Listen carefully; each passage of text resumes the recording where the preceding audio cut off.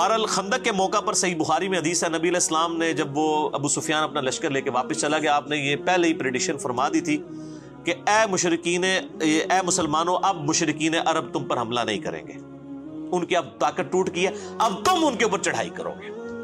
اور وہی ہوا۔ پھر آپ علیہ السلام نے یہ 5 ہجری میں غزوہ خندق ہوئی، 6 ہجری میں آپ علیہ السلام نے صحابہ، آپ کو اللہ تعالیٰ نے ایک خواب دکھایا، اس خواب کا ذکر بھی قرآن کے اندر موجود ہے اسی صورت میں۔ آپ نے خواب میں دیکھا کہ آپ یعنی عمرے کے لیے تشریف لے گئے ہیں اور آپ کے اصحاب بھی ساتھ ہیں، اور کوئی حلق کروا رہے ہیں، کوئی قصر کروا رہے ہیں، اور نبیوں کا خواب تو وہی الہی ہوتا ہے، جیسا کہ سورہ الصافات میں ہے کہ ابراہیم علیہ السلام نے خواب دیکھا کہ میں اپنے بیٹے کو ذبح کر رہا ہوں، تو انہوں نے اپنے بیٹے سے ڈسکس کیا، تو وہی الہی ہے، یہ نبی کا خواب جو ہے، بخاری مسلم کی حدیث ہے، نبوت کا 46واں حصہ۔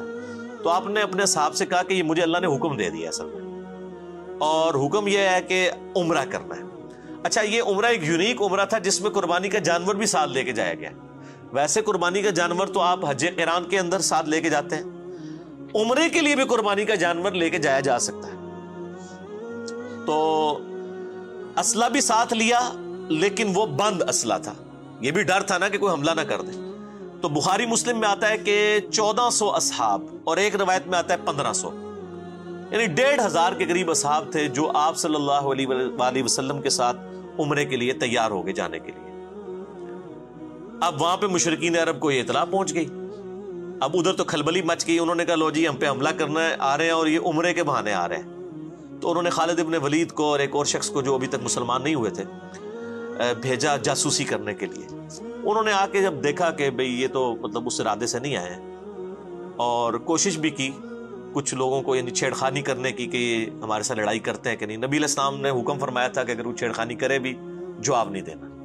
ان کو خیر یقین ہو گیا، انہوں نے جا کے واپس رپورٹ کی کہ یہ تو اس لیے نہیں آ رہے ہیں۔ لیکن ابو سفیان اور باقی لوگوں نے کہا کہ نہیں یہ تو اس طرح، تو ہم قریش مکے کے سردار ہیں، یہ کس طرح اس طرح آ سکتے ہیں، ہماری ناک کٹ جائے گی، ان کو روکو، نہیں آنے دینا۔ اب بیچ میں کچھ ایسے لوگ بھی شامل ہوئے جنہوں نے سمجھایا کہ بھئی تمہاری پوری دنیا کے اندر بے عزتی ہوگی، حرم تو سب کے لیے ہے، اور تم یہ حرم کی بنیاد کے اوپر ہی ساری یہ روٹی روزی تمہاری چل رہی ہے، باہر کے لوگ آتے ہیں، اور حرم جو ہے یہ ایک انٹرنیشنل سٹی ہے، سب لوگ ادھر آ سکتے ہیں حج عمرے کے لیے، تم کیسے اس کو روک سکتے ہو، تو بدنامی ہوگی۔ بہرحال خیر یہ سارے معاملات چلنا شروع ہوئے۔ یہ پوری ڈیٹیل آپ کو غزوہ جو صلح حدیبیہ کا چیپٹر ہے بخاری میں اور مسلم میں، یہ پوری ڈیٹیل آپ کو اس میں مل جائے گی۔ الٹیمیٹلی انہوں نے عروہ ابن مسعود کو جو ہے نا بھیجا نبی علیہ السلام کے پاس ڈسکشن کے لیے کہ آپ واپس چلے جائیں۔ اس نے آ کے نبی علیہ السلام کو بڑا یعنی ڈرایا اور دھمکایا، یعنی جا کے خیمے کے اندر کہ یہ تمہارے ساتھی جو ہیں تمہیں چھوڑ کے چلے جائیں گے، اور تم اس طرح نہ کرو، ہو سکتا ہے تمہیں مار دیں قریش مکہ، اور یہ وہ۔ اب اس ظالم کو کیا پتا تھا کہ یہ تو اللہ کے پیغمبر ہیں، ٹھیک ہو گیا۔ اب اسی دوران صحیح بخاری کے الفاظ ہیں کہ جب یہ گفتگو کر رہا تھا تو حضرت ابو بکر صدیق رضی اللہ تعالیٰ عنہ پاس ہی بیٹھے ہوئے تھے۔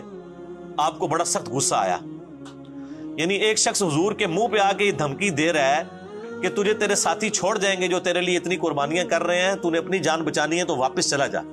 اب اتنی گستاخانہ جملہ کون شخص سن سکتا ہے؟ تو حضرت ابو بکر رضی اللہ تعالیٰ عنہ کو بڑا غصہ آیا، اور آپ نے اس کو وہاں پہ بڑے سخت الفاظ کہے، اور جس کو آج کل ہمارے علماء نے دلیل بنایا ہوا ہے گستاخانہ رسول کو گالیاں نکالنے کی، حالانکہ وہ اس طرح ہے ہی نہیں تھا۔ وہ تو انہوں نے وہ بات کی جو کرا کرتے تھے، تو چونکہ وہ اپنے بت لات اور منات کی شرمگاہوں کو چاٹتے تھے، یہ ان کی ایک عبادت کا تصور تھا۔ جس طرح ہمارے بھی پنجاب کے اندر ایک ایسا دربار ہے جہاں پہ یعنی لکڑی کے بنا کے شرمگاہیں لٹکائی ہوئی ہیں، اور لوگ وہاں پہ مطلب جاتے ہیں، چڑھاوے بھی چڑھاتے ہیں۔ تو حضرت ابو بکر کو اتنا غصہ آیا کہ تم نبی علیہ السلام سے اس طریقے سے گفتگو کر رہے ہو، تو انہوں نے کہا جاؤ تم لات اور منات کی شرمگاہیں چاٹو جو تمہارا کام ہے۔ یہ آپ نے گالی نہیں دی تھی، جو وہ کرتے تھے وہی کہا تھا۔ گالی تو ہوتی ماں بہن کی کو گالی نکالتے ہیں، یا جس طریقے سے گالی نکالنے کا انداز ہے، اس کو گالی کہنا غلط ہے۔ جس طرح آج اگر کوئی قبر کی مٹی چاٹتا ہے اور ہم اس کو کوئی قرآن و حدیث سے بات سمجھاتے ہیں اور وہ بات ماننے کے لیے تیار نہیں ہوتا، تو ہم کہیں گے جا تو فلاں قبر دی مٹی جا کے چاٹ، تو یہ کہے گا مجھے گالی دے دی ہے۔ وہ تو چاٹتے ہیں نا سر، تو گالی تو نہ ہوئی، جو کرتے تھے وہ۔ خیر میرا یوٹیوب پہ کلپ بھی ہے، گستاخوں کو گالیاں دینا کیا ثواب کا کام ہے، تو اس میں نے ان کے سارے دلائل ذکر کیے ہیں قرآن اور حدیث میں جو وہ پیش کرتے ہیں۔ پھر حضرت مغیرہ ابن شعبہ رضی اللہ تعالیٰ عنہ بھی پاس کھڑے ہوئے تھے، اور وہ تھوڑی تھوڑی دیر بعد بخاری کے الفاظ ہیں کہ اس کی عادت تھی وہ حضور کی داڑھی کی طرف نہ ہاتھ بڑھاتا تھا بات کرنے میں نا. اس کا ایک بعض لوگوں کا ایک عادت ہوتی ہے نا, تو یہاں پہ بھی بعض لوگ جو ہیں وہ کسی کو منانے کے لیے اس کے داڑھی کو ہاتھ تھوڑی کو ہاتھ لگاتے ہیں. تو جب وہ داڑھی کو ہاتھ لگاتا تو حضرت مغیرہ ابن شعبہ جو ہے نا وہ اپنی تلوار کا جو دستہ ہے نا بیک سائڈ کے اوپر وہ اس کے ہاتھ پہ یوں مارتے کہ پیچھے کر گستاخ, اپنے ناپاک ہاتھوں کو نبی علیہ السلام کی داڑھی سے پیچھے کر. اچھا, تو اسی میں آتا ہے کہ جب حضرت ابوبکر نے اسے کہا تو اس نے کہا ابوبکر میں تجھے جواب دے سکتا ہوں اس بات کا, لیکن تیرا میرے اوپر احسان ہے, میں اپنی زبان بند کرتا ہوں. لیکن حضرت مغیرہ ابن شعبہ کے بارے میں جب بات ہوئی تو اس نے پھر کہا کہ بھی اس کو پھر انہوں نے یعنی اس نے جواب دیا اور ان کی کوئی پرانی غلطی ذکر کر دی کہ انہوں نے وہ کہیں پہ چوری کی تھی, کوئی ڈاکہ مارا تھا اور مال لوٹ کے لے آئے تھے. اس کے بعد وہ مسلمان ہو گئے تھے. تو حالانکہ نبی الاسلام کے پاس جب آئے تو آپ نے کہا کہ تیرا اسلام قبول ہے لیکن یہ مال میرے پاس نہیں, تو نے جمع کرانا, مال تو جو ہے نا وہ جس کا ہے اس کو دے. تو اس کی طرف اس نے اشارہ کیا کہ اس وقت میں نے تجھے پناہ دی تھی نا جب تو نے لوگوں کا مال اس طرح ہڑپ کیا تھا. تو یہ مغیرہ ابن شعبہ رضی اللہ تعالیٰ کو اس نے جواب دیا. اچھا جی, پھر اسی دوران نبی علیہ السلام خیمے سے باہر تشریف لے کے آئے. اب صحابہ کرام یہ چاہتے تھے کہ ان کو ذرا دکھائیں کہ ہم کتنے جانثار ہیں. تو نماز کا ٹائم ہو گیا, نبی علیہ السلام نے وضو کے لیے پانی منگوایا. اب وہ جو تھا نا عروہ ابن مسعود وہ وہیں پہ موجود تھا جو کافروں کی طرف سے ایلچی بن کے آیا ہوا تھا. یہ بخاری میں پوری حدیث ہے ڈیٹیل کے ساتھ, کتاب الشروط چیپٹر کے اندر. اب نبی علیہ السلام وضو کر رہے ہیں تو صحابہ کرام نیچے ہاتھ لے کے کھڑے ہو گئے, آپ کے وضو کا پانی نہیں نیچے گرنے دے رہے.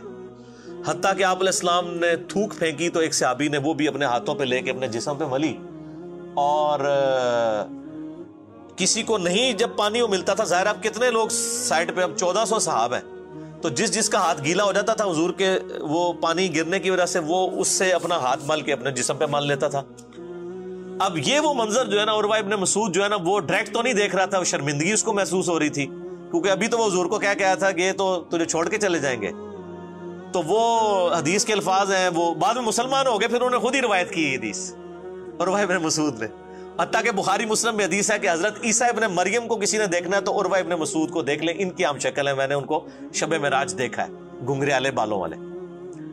تو یعنی وہ بڑے خوبصورت تھے, اسلام لانے سے پہلے بھی خوبصورت تھے. خوبصورتی کا تعلق جو ہے وہ عشق رسول سے یا اسلام لانے یا نہ لانے سے نہیں ہوتا. وہ اللہ تعالیٰ نے کسی کو خوبصورت بنا دیا. تو وہ ابو لہب اتنا خوبصورت تھا. خوبصورتی کوئی کرائٹیریا نہیں کسی کے نیک ہونے, جنتی ہونے یا دوستی ہونے کا. بعد میں کوئی یہ تو نہیں اسلام لانے کے بعد ان کی شکل حضرت عیسیٰ والی بن گئی تھی, پہلے کی تھی. تو وہ اللہ کے علم میں تو تھا کہ انہوں نے اسلام قبول کرنا ہے. تو وہ نا اب ڈائریکٹ تو نہیں دیکھتا تھا, تو وہ یوں کر کے کنکھیوں سے دیکھتا تھا کہ یہ کیا کر رہے ہیں. ڈائریکٹ دیکھنے میں وہ اپنی ایک تذلیل محسوس کر رہا تھا. خیر یہ منظر اب دیکھا نا اس نے تو جناب وہ واپس گیا. اس نے کہا ابو سفیان کو کہ بھائی جی چپ کر کے بوری بستر چکو تو واپس جاؤ, کیونکہ میں اس میں الفاظ ہیں بخاری کے, اس نے کہا کہ میں بڑے بڑے بادشاہوں کے دربار میں گیا ہوں. یا معشر قریش انی جئت کسرى فی ملکه وقیصر فی ملکه والنجاشی فی ملکه وانی والله ما رأيت ملكا في قومه قط مثل محمد في أصحابه ولقد رأيت قوما لا يسلمونه أبدا فانظروا رأيكم.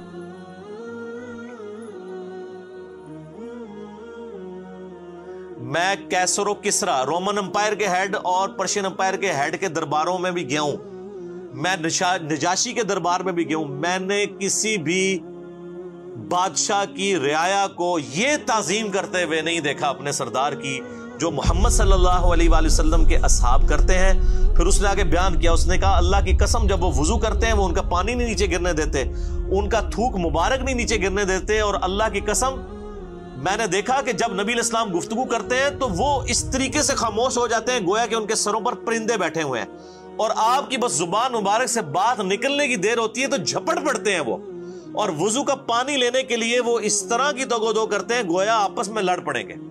تو انہوں نے کہا یہ اس بندے کو آپ لائٹ نہ لیں تو چپ کر کے ان کے ساتھ معاہدہ کر لیں. اب یہ ان کے لیے بہت بڑی تذلیل تھی کہ معاہدہ کر لیں. معاہدے کا تو مطلب یہ ہے کہ انہوں نے مسلمانوں کو پاور کے طور پہ تسلیم کر لیا. ابھی تک تو وہ 3 دفعہ تو مارنے کے لیے آئے نا, بدر میں, احد میں اور خندق میں. اب وہ پاور تسلیم کریں گے تو تبھی معاہدہ کریں گے. سہیل ابن عمرو کو بھیجا, وہ بھی بعد میں صحابی بن گئے. ان کا بیٹا تھا ابو جندل اور دوسرا بیٹا تھا عبداللہ.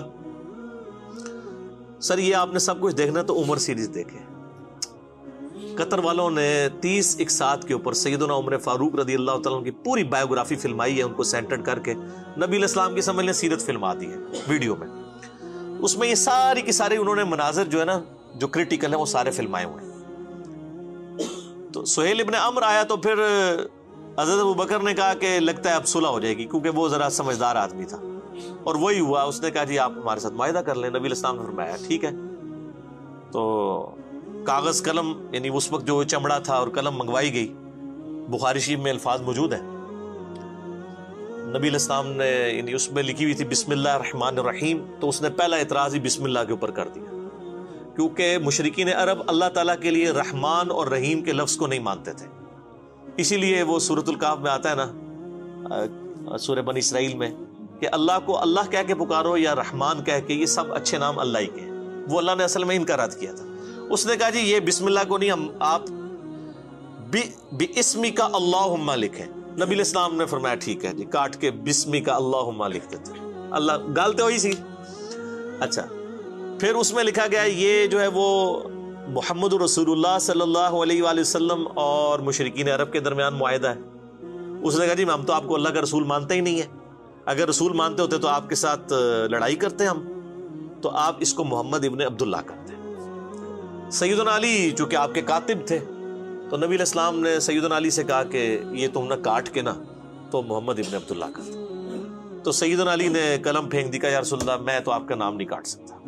یہ نہیں محبت فرماتے یعنی فرتے محبت میں تھا. نبی علیہ السلام نے بھی اس کو برا نہیں منایا. آپ نے فرمایا اچھا یہ قلم مجھے دو، مجھے بتاؤ کہاں لکھا ہوا ہے. تو بتایا گیا یہ لکھا ہے. تو آپ نے اپنے مبارک ہاتھوں سے ایسے لکیر پھیری اور بخاری کے الفاظ ہیں. اس میں میرا کلپ بھی ہے نبی علیہ السلام کی ہینڈ رائٹنگ کہ آپ علیہ السلام نے اپنے ہاتھوں سے محمد بن عبداللہ لکھا. چونکہ آپ لکھنا پڑھنا تو جانتے نہیں تھے، یہ آپ کا معجزہ تھا. تو وہ اس میں الفاظ ہیں حدیث کے کہ آپ کی رائٹنگ اتنی اچھی نہیں تھی، کیونکہ یہ قرآن میں سورہ عنکبوت کی آیت نمبر 51 ہے کہ یہ نبی علیہ السلام کا معجزہ قرآن ہے. اس سے پہلے 49 50 میں آتا ہے کہ اگر یہ نبی دائیں ہاتھ سے کچھ لکھ سکتے ہوتے تو کافر کہتے یہ کتاب انہوں نے خود لکھی ہے. تو یہ آپ کا معجزہ تھا کہ آپ امی تھے. بہرحال معاہدہ لکھا گیا، اس کے اوپر یعنی سگنیچرز بھی ہو گئے. اب حضرت عمر کی تسلی نہیں ہو رہی. صحیح بخاری میں حدیث ہے حضرت عمر آئے کہا یا رسول اللہ ہم سچے نہیں ہیں. بالکل سچے ہیں جی. یہ کافر کے جھوٹے نہیں ہیں؟ کہا جھوٹے ہیں. اچھا جی. پھر کہا یا رسول اللہ علیہ وسلم کیا ان کے جو مقتولین ہیں وہ دوزخ میں اور ہمارے مقتولین جنت میں نہیں ہیں؟ فرمایا بالکل. تو یا رسول اللہ ہم کیوں پھر ان کے ساتھ دب کے صلح کر رہے ہیں؟ کیونکہ اس میں شرائط 3 شرائط تھی. پہلی شرط یہ تھی کہ اگر کوئی کافر مسلمان ہو کے یعنی مدینہ شریف آ جائے تو نبی علیہ السلام پابند ہیں اس کو واپس کرنے کے. لیکن اگر کوئی مسلمان واپس آ گیا مکے تو مشرکین عرب اس کو واپس نہیں کریں گے. یہ دوسری شرط تھی. اب یہ تو دب کے صلح کرنے والی بات تھی. اور تیسری شرط یہ تھی کہ اس سال آپ عمرہ نہیں کریں گے، ہمارے بھی ناک رہ جائے، آپ واپس چلے جائیں، اگلے سال آ کے آپ عمرہ کر لیں، قضا کر لیں. یہ 3 شرائط تھی. اب تینوں شرائط بظاہر ان کی فیور کے اندر تھی، بالکل ون سائیڈڈ تھی نا. لیکن اللہ تعالیٰ جب حضرت عمر فاروق نے اعتراض کیا تو حضرت عمر نے نبی علیہ السلام فرمایا کہ مجھے اللہ نے حکم دیا. اب نبی جب اللہ کی وحی کے ساتھ کوئی کر رہا ہے اس پہ تو کوئی اعتراض نہیں. مال حضرت عمر کی تسلی نہیں ہوئی. آپ اس خاموشی سے نکل کے جا کے حضرت ابوبکر صدیق رضی اللہ تعالیٰ سے جا کے کہا کہ یہ دیکھیں ایک صلح کر لی. تو حضرت ابوبکر نے پھر حضرت عمر کو ڈانٹا اور کہا کہ وہ اللہ کے رسول ہیں. وإذا أتانا أحد من قريش مسلما بغير إذن وليه نرده عليهم وإذا جاء قريشا أحد ممن معنا لم يردوه علينا كيف يكون هذا؟ يا عمر إنه عبد الله ورسوله لا يفعل إلا ما يأمره الله به فالزم غرزه.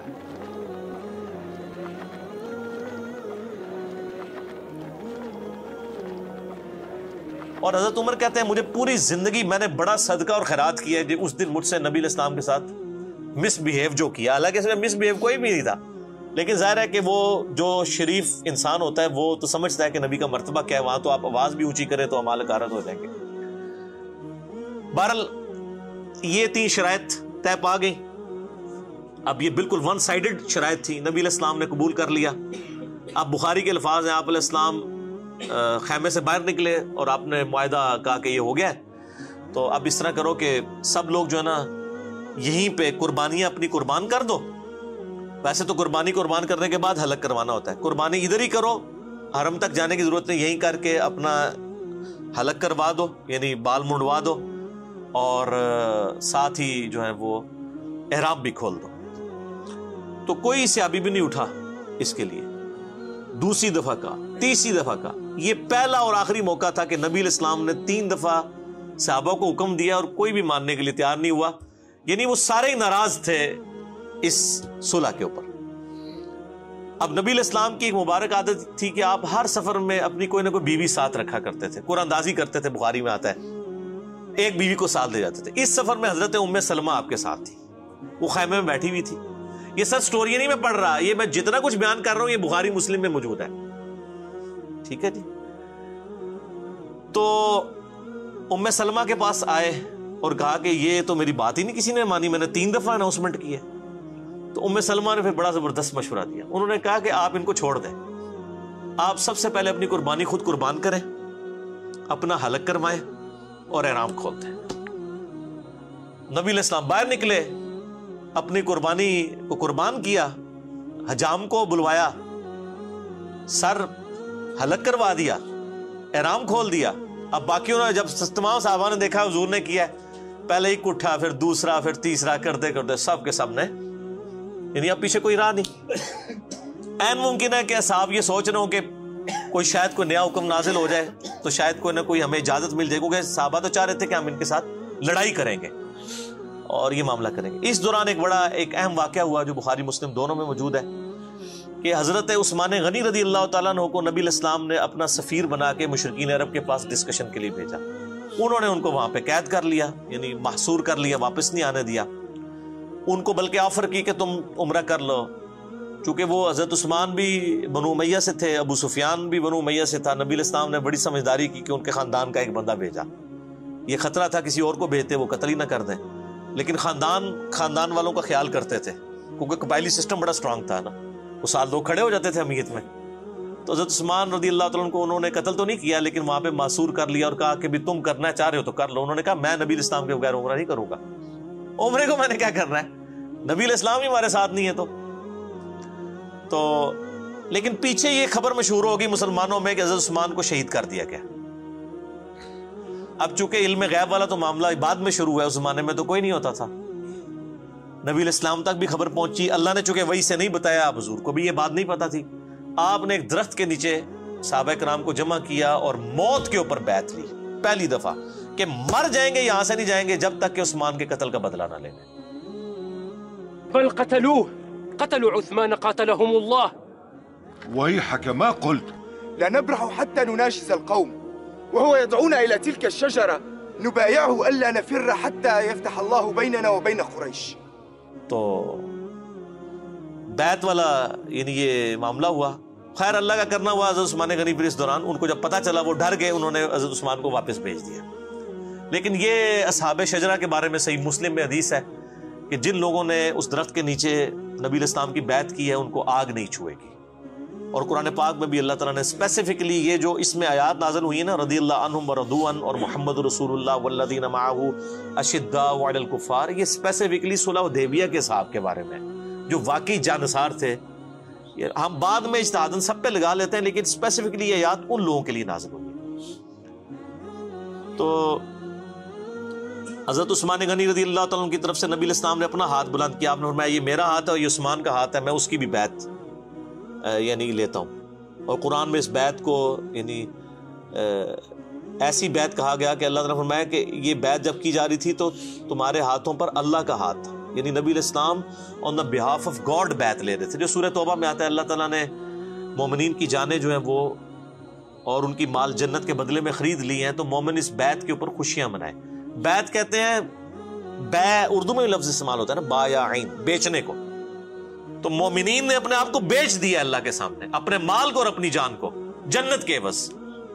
تو یہ جو پیری مریدی والی بیعت ہے نا, یہ آپ جا کے لوگوں کے سامنے اپنے آپ کو بیچ دیتے ہیں, پھر واقعی وہ تانوں خرید ہی لیندے نے. جو کچھ کر دیں نا تواڈے نال کرتے صحیح نے ویسے, تو بیعت کریں اللہ اور اس کے رسول کی عز و جل و صلی اللہ علیہ وآلہ وسلم. تو حضرت عثمان یعنی اس دن معزز تھے, اللہ تعالیٰ نے یعنی ان کو یہ مرتبہ دیا. اچھا معاہدہ لکھا گیا تو اب سہیل ابن عمر کا بیٹا تھا ابو جندل, وہ مسلمان ہو چکا ہوا تھا. جو معاہدہ لکھنے ہے اس کا بیٹا مسلمان, اسی دوران وہ وہاں پہ آ گیا. یا معشر المسلمین, یا معشر المسلمین, انی جئتکم فارا الی اللہ ورسولہ. بیڑیوں میں جکڑے ہوئے تھے, وہ بھاگ کے آ گئے. تو ابو جندل کی حالت دیکھی, مسلمانوں کو ترس آ گیا. تو سہیل ابن عمرو سے نبی علیہ السلام نے کہا کہ ابو جندل کو تو میرے پاس رہنے دو. اس نے کہا نہیں جی, معاہدہ لکھا جا چکا ہے. آپ نے بڑی کوشش کی, فرمایا کو فدیہ لے لو, کچھ کر لو, اس کو نہ لے کے جاؤ.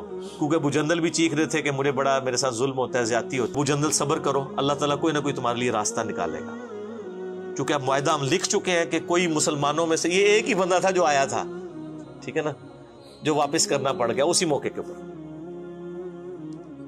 اب سہیل ابن عمر واپس لے گیا اور بڑا خوش ہوا. کہتا دیکھنا پھر اسی کیسی شرط میں رکھی کہ نہ میں سیاح ہوا, یہی نہیں پتا, یہی شرط گاٹے فٹ ہونی سی, یہی گلے فٹ ہونی تھی, یہی شرط. تو اس وقت پھر ابو جندل نے سہیل ابن عمر سے کہا کہ تو کیا سمجھتا ہے کہ اس شرط سے تمہیں فائدہ ہوگا؟ بتاؤ آج تک جتنے مسلمان ہوئے ہیں کبھی مدینے سے مکے کو واپس آیا حضور کو چھوڑ کے؟ کوئی ایک بھی مرتد ہوا ہے؟ اس نے کہا نہیں. تو ان کا تو اس سے حضور کو کیا فرق پڑے گا, ادھر سے تو کوئی نہیں آنا. اگر تم کہتے ہو کہ یہاں سے لوگ وہاں جانا چھوڑ دیں گے, کس طریقے سے یعنی ان لوگوں نے اپنی طرف سے ہوشیاری کرنے کی کوشش کی. اچھا جب یہ سب کچھ ہوا پھر حضرت عمر آئے حضرت ابوبکر کے پاس اور کہا کہ آپ نے سچ کہا تھا, یہ اللہ کے رسول ہے صلی اللہ علیہ وسلم. یعنی میرا وہ ویژن نہیں تھا کہ ہم دب کے صلح کر رہے ہیں, اور یہ صلح جو ہے وہ مسلمانوں کے لیے فتح کی نوید ثابت ہونی ہے.